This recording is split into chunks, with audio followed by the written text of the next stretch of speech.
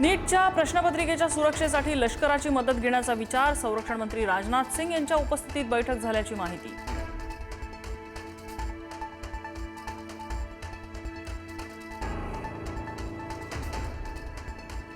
हिंगोलीत सरकारी रुग्णवाहिकेने नकार दिलेल्या मातेचं बाळ दगावलं। डिझेलचं कारण देत नाकारली होती सरकारी रुग्णवाहिका। आरोग्य यंत्रणेचा भोंगळ कारभार चव्हाट्यावर।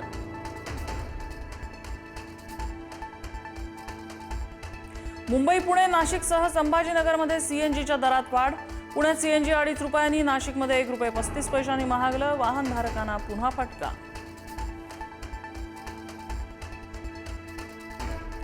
येत्या 1.5 महिन्यात पेट्रोल डिझेलचे दर 170 रुपयांपर्यंत जाणार। लॉकडाऊन सारखं चित्र निर्माण होऊ शकतं, काँग्रेस नेते वडेट्टीवारांचा दावा।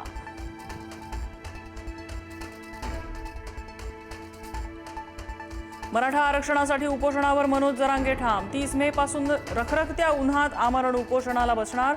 उष्माघातानं बळी गेल्यास सरकार जबाबदार, जरांगेंचं वक्तव्य।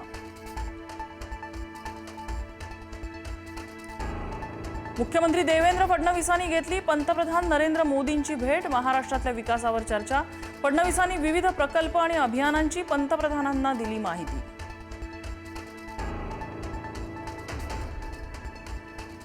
अजित पवारांच्या राष्ट्रवादीत अस्वस्थता। निवडणूक आयोगाला पाठवलेल्या राष्ट्रीय कार्यकारिणीच्या पत्रावरून नाराजी। मोठी पदं न मिळाल्यामुळे प्रफुल्ल पटेल, तटकरे नाराज असल्याच्या चर्चा।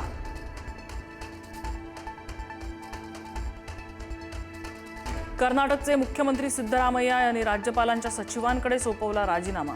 डीके शिवकुमार होणार कर्नाटकचे नवे मुख्यमंत्री।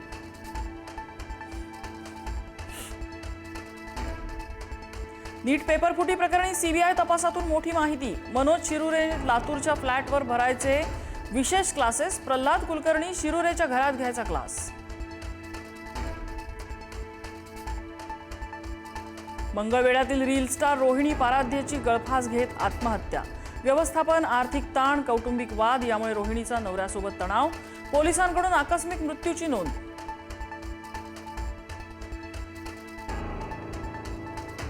कल्याणच्या दुर्गाडी किल्ल्यावर बकरी ईद निमित्तानं मुस्लिम बांधवांना नमाजाची परवानगी। दुर्गाडी मंदिरात प्रवेशबंदी केल्यामुळे भाजपासह दोन्ही शिवसेना आक्रमक। पोलिसांनी वेळीच कार्यकर्त्यांना आवरलं।